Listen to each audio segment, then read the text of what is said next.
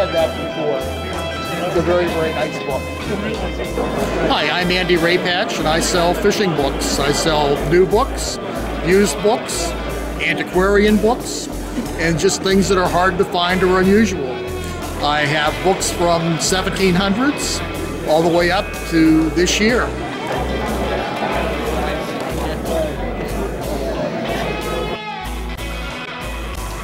People who are looking to find books that I have for sale can find them at www.anglingbooks.com.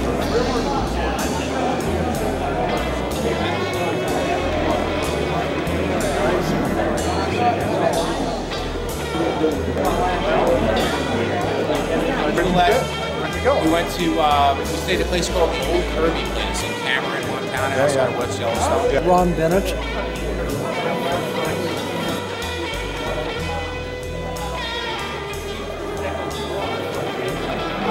All of these are rods that I've collected over the years. Nope.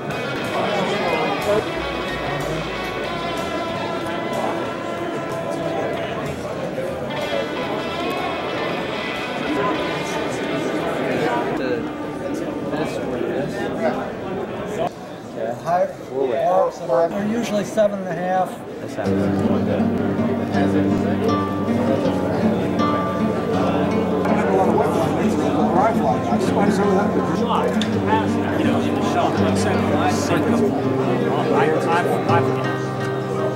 You should be able to get that material in any fly shop. Dave Aubaugh from Wet Fly Water Guides. I specialize in wet fly fishing, and as you can see from my backdrop here, I fish in the central and north central areas of the state. I guide trips into those areas. Streams in the central part of the state, Little Juniata, Spring Creek, Penns Creek. Up in the northern part of the state, the streams are freestone streams, pretty big streams. Kettle Creek, First Fork of the Cinnamahoning, Pine Creek. I also do a little bit of dry fly fishing trips up there too on the wild brook trout streams up there, specifically with short rods and dry flies. You get to fish 3 flies at one time, just in the wet fly method, just like the old timers used to do.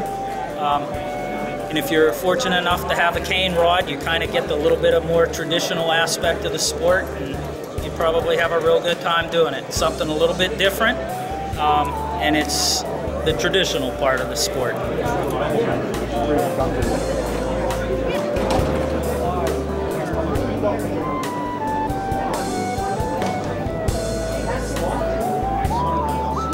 If you get a rod stuck, what you don't do, Red, put 2 hands on that. He's got 2 hands on that side of the ferrule. I got 2 hands on this side. That will break a rod. What happens is you're going to torque it, and you can often break the rod at the ferrule. Instead, if you put, here's the ferrule right here. He's got 1 hand on either side.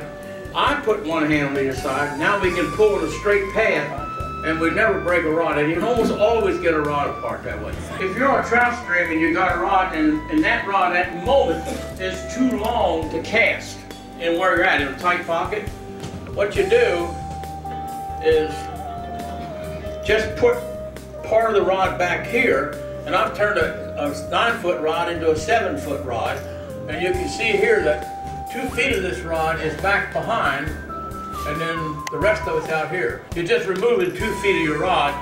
You're making a 9-footer into a 7-footer so you can cast in a hole, or a shorter one shorter yet. Put your name on everything.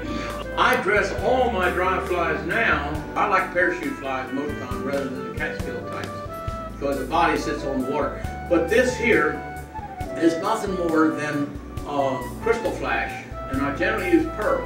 At 25 feet, I can see it because something's reflecting light back to me. And I got the idea, basically, George Harvey was one of my best friends, and many of you know him. He's the best trout fisherman in this country I ever fished with. And George used to make his trico spinners with that crystal flash. And when you use an indicator, I prefer yarn most of the time, but you've got some good ones coming out now. Get one that's black and chartreuse. I tie mine with yellow thread or real light thread for the unweighted ones.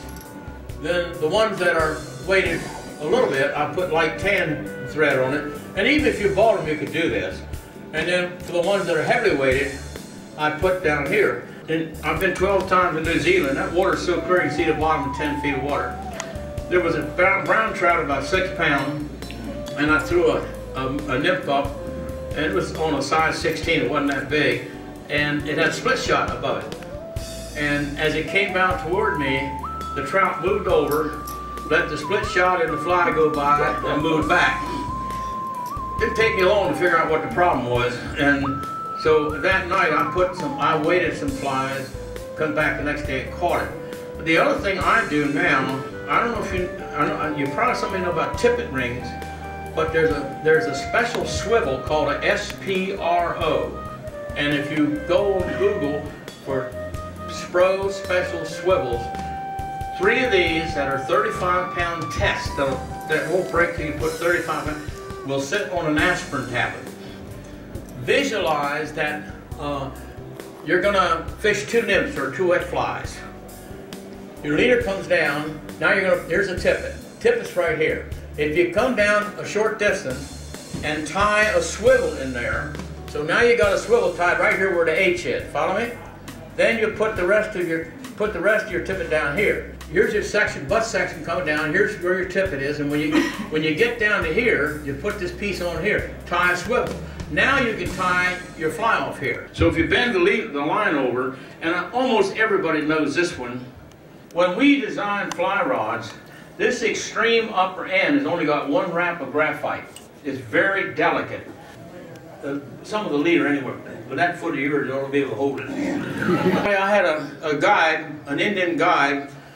He was so ugly the tide wouldn't take him out. I mean, he was something else. If you had some slack here and the fish wanted, you can control with this under the second finger. You can support the rod with the first. Now, here's what you do.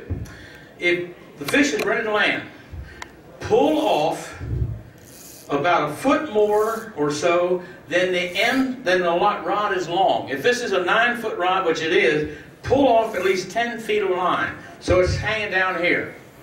What you do now is you take the line, and the fish takes off, you got control. You go down to the tip, almost touches the fish. At this point, what you're doing now is you're feeding this slack through this finger, is coming up off the floor. Follow me? Okay, take it real slow, Mark. What happens, hold it. See, it's hanging on the guide. You see what is happening? What I did is I turned the rod upside down. And when you turn it upside down, now the rod, instead of jumping from guide to guide to guide, your line is running on the rod itself. Would you just wrap that line around the end of your hand? This is something most people don't understand how to fight fish. And unfortunately, incidentally, you don't want little tiny trout reels. They're nice, but if you get a trout on there you really want to catch and he runs the fly line off, you're down to an axle with such little back, and it's going to take 10 or 12 pounds just to make the thing get line off. Right now I'm putting about 5 pounds of pressure on her hand. 3 pound, 2 pound, 2 ounces. What's happening, if you bend the rod back here, you put lots of pressure. I had 5 to 6 pounds on here. As you raise the rod, the bend works out the rod. That's why when you do this and pick up fish, there's so little graphite up here that you break the rods. The water is rushing down and the fish is resting. If you throw the rod sideways like this, point your hand at the, yeah, would you hold this rod there for me, please? His head's been pulled over that way, and the current's coming down here, and it's going to hit the fish. What he's going to try to do is get over here where he's now resting again. You follow me? A lot of times when we catch a bonefish, we'll release it. As he goes back toward the school goes away from him. They won't stay near him. Or you go down the flat and up comes a barracuda or a shark, and he just tracks that thing like a bird dog after a pheasant. And I said, what do we do? He said, well, 15 seconds after you handle any fish, it starts emitting what what they call stress pheromones. And I said, well, how do you know that? Well, he is one of the top people at Mote's Laboratory over in Sarasota. He said, we have a tank and we have these fish in it, mainly bonefish, but other things. And he says, we can measure the pheromones that are being given off by the fish when it's happy. 15 seconds after you start to handle it, they start exuding these pheromones, and he said that they leave a track just like a bird, like a coon running through the woods. A lot of stripers will follow right up to the rod tip, so I put 2 knots on here. I know where the line is. So if you go somewhere and put the flies on you're going to cast, and cast a few times and establish that I should pick it up right here. If you put a nail knot on here, when you're retrieving the fly, you'll feel that bump come under your finger. You don't even have to look, you just pick up and throw it out.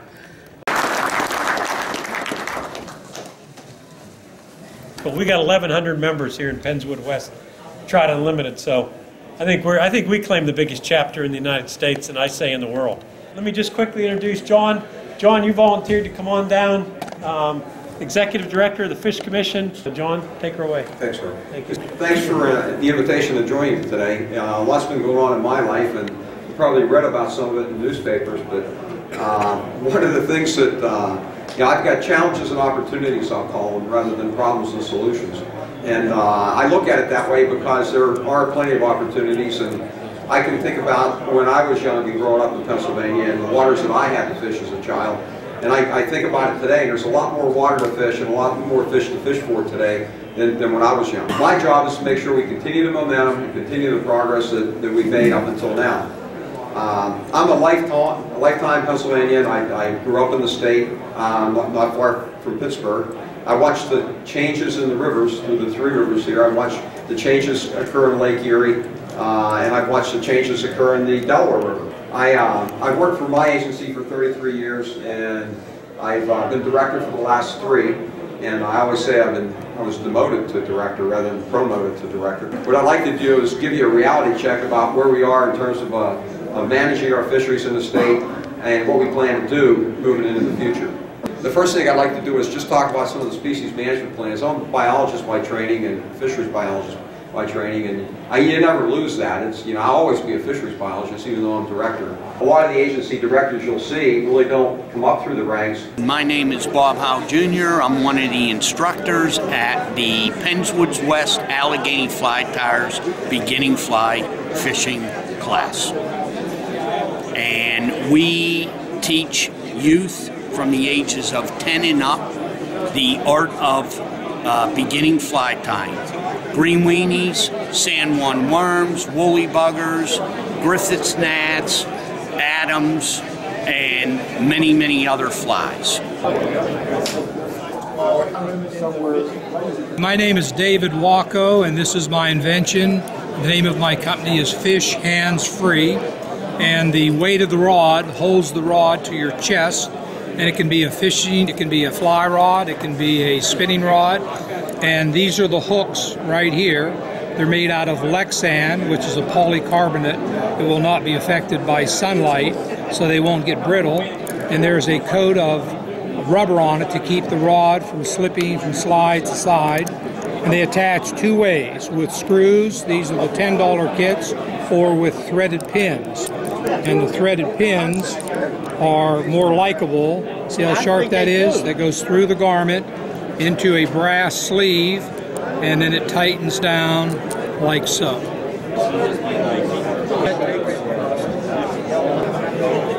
That's a mom arrest today, huh? They don't go in with Fit is what he did. Are these African? You see these?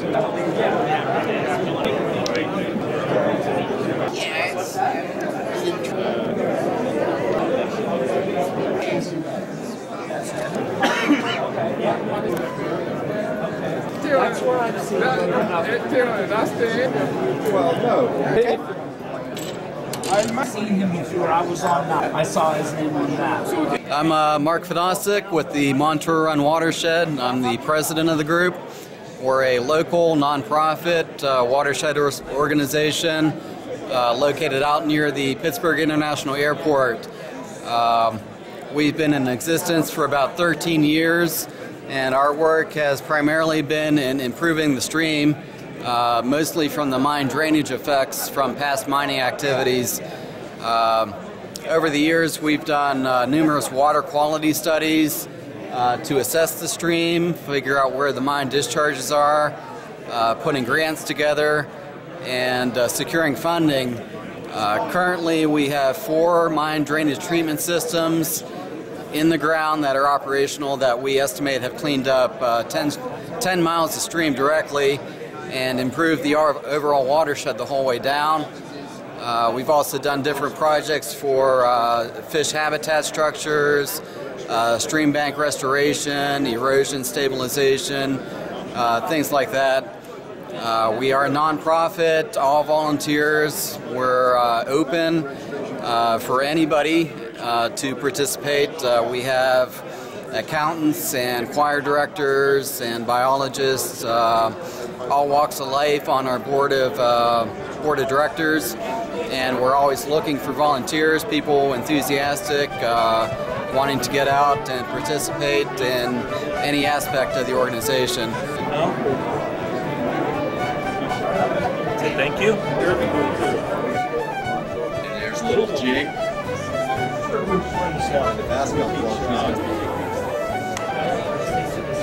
Hi, I'm Joe. I'm really liking this show. I just saw Lefty Kreh teaching us how to fly fish and also got a few flies, hoping I catch some good fish. Hi, I'm Ian. Just came down to the fly show today. I talked with some nice gentlemen over there, made some good suggestions on what flies to get me started, so I'm really liking it here. Hi, I'm Eric. I'm their scoutmaster. We just had a scouting event. That's why we're in uniform. We were learning a lot from Lefty Kreh, and then I'll be teaching fly fishing at the Boy Scout Jamboree this year in West Virginia. So we're excited about that. Funniest fly line expression I ever heard is I did a thing every year for a bunch of country hams, rich-eating redneck hillbillies down in Tennessee. We're all standing there in cover holes, and I'm going to talk about casting. I didn't realize I'd pulled some backing off. And I said, it really isn't hard to make a nice cast. And I threw the fly line in about 10 feet of backing. And one of these old hillbillies walked up to the end of the fly line and walked back looking at it all the way. And when he got down to the back and got to the end of the rod, he said, I didn't go this far on my vacation. He said, I think it's the best line I ever heard of.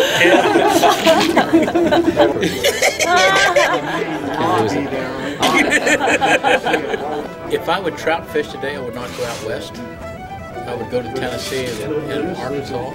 Late 30s and early 40s, all over the southern part of the United States, they built these dams, the TVA dams, and the tailwaters down there now have good fishing every month of the year. The South Holton is twice as wide as from here to the end of the fall. Very few people fishing, and most of them like to fish for bass. You know, they're the Bass Pro people. Are you from down there? I'm a bass person. A few years ago, I went to Calgary, Alberta, and I'll never forget, there was a great big tall guy with a big cowboy hat, and he said, I married my wife for her looks, but I don't like them damn looks she's giving me now. He said.